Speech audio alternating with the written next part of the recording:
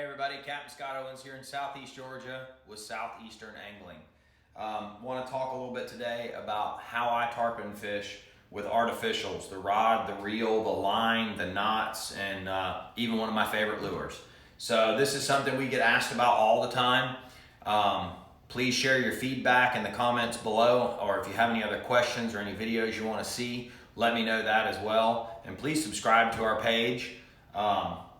Anyhow, going to it. So a lot of different ways to tarpon fish along the East Coast. In coastal Georgia, people do a lot of different things. I mean, I've seen guys using small international reels. We all started out with TLD 25s up here for the most part, and the South Florida guy has come out in me over the years. I've scaled way back on my tackle sizes for a lot of different reasons, but the main reason is we're throwing smaller lures, hooking more fish, and catching more fish. All right, so first things first, the rod and reel setup. This is my absolute favorite rod and reel setup for tarpon here in coastal Georgia. I know a lot of you guys are gonna go, what is he talking about when you see this? Anybody that's fished with me in the past knows that this rod and reel is very, very capable. We've caught fish in excess of 150 pounds on these rods and reels with no problem, and they're great for smaller fish as well, bull reds, big jacks, and all that. First things first, the reel. It's a Shimano Saragossa 6000 SW, and it's a saltwater reel made by Shimano. All right, it's not a big reel. It's spooled up with 40-pound Power Pro slick. All right, these things have the ability to pull an astronomical amount of drag. I don't have the specs right here in front of me. It's a double drag system in these reels. They've held up really well for years and years. I started out using the 10,000s for bait fishing, and slowly but surely I've downsized to the point where we don't even hardly bait fish anymore. I pretty much throw artificials and flies at fish. But the reel's a Saragossa 6000. The rod is a St. Croix Avid Inshore. It's a 7.6 10 to 20 rod. All right, the model number is VIS 76MHF. And both the rod, the reel, and the line can be found on my Amazon shopping page. You can find that link down below. But let's talk a little bit how we do this. Now, this rod is not a very stiff rod. The 7.6 version has got a nice tip, okay? It allows you to throw lures that are smaller, like the D.O.A that I throw so much, all right? The D.O.A, we'll talk about it, and is just their bait buster. I've got a bag here, you can see a lot of different colors in this bag, okay? But there's one thing that all the colors share, and that is the hook and the weight that are in these, okay?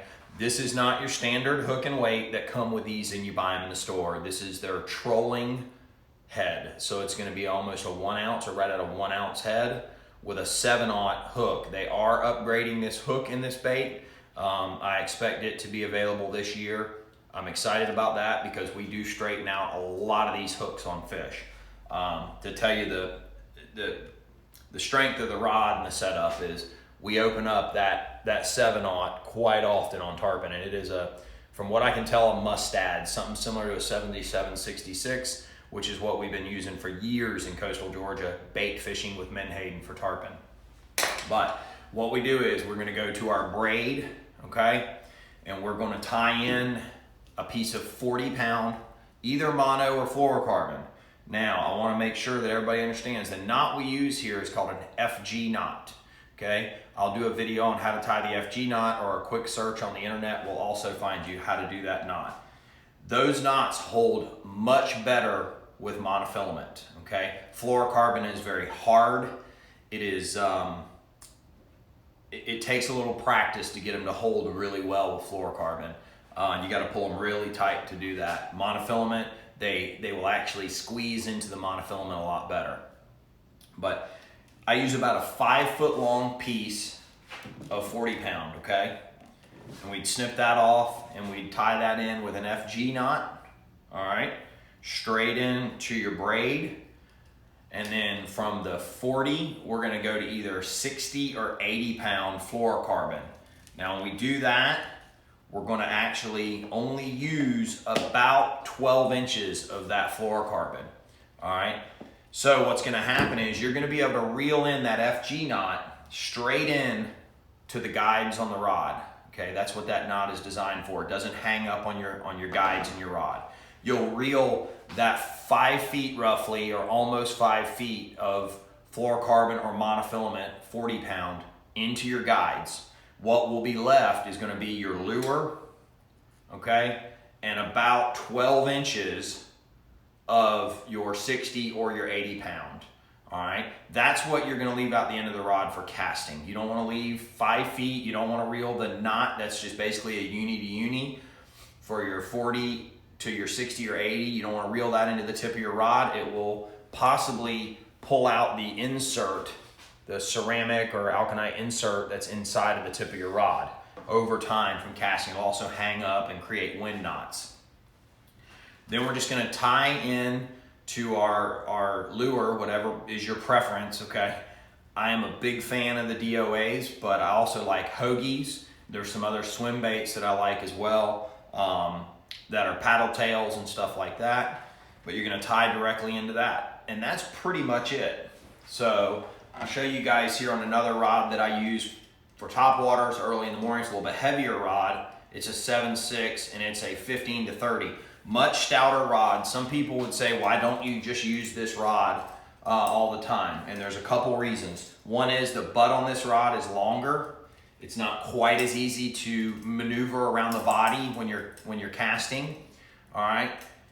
I've also found that the lighter rod, your hookup ratios go way up. Not 100% sure why that is, but we for years were throwing these D.O.As and lures with these heavier rods, and we would jump so many of these fish off. And whether it be drag, heavy drag, light drag, didn't really matter, but we would jump them off. And I started fishing with lighter rods in the last several years. This has not been a long-term thing for me here in coastal Georgia, maybe 4 years.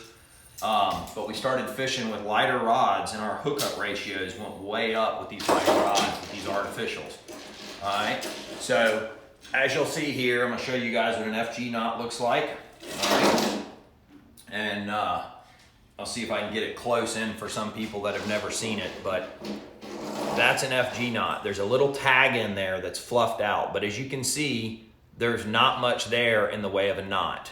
There's nothing for the guides to grab on, all right?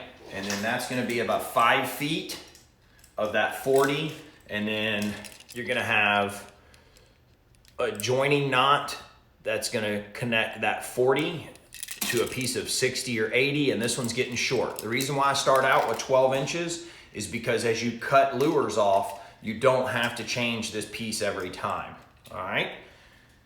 So that's that, and I hope you guys enjoyed this quick episode of how we rig for tarpon with artificials here in coastal Georgia. Don't forget to subscribe to our YouTube page, also our Instagram page at Southeastern_angling, and don't forget to go and check out our Amazon shopping cart or our shopping page for all the items that are proven that we use on a day-to-day basis. Till next time, take care. Tight lines.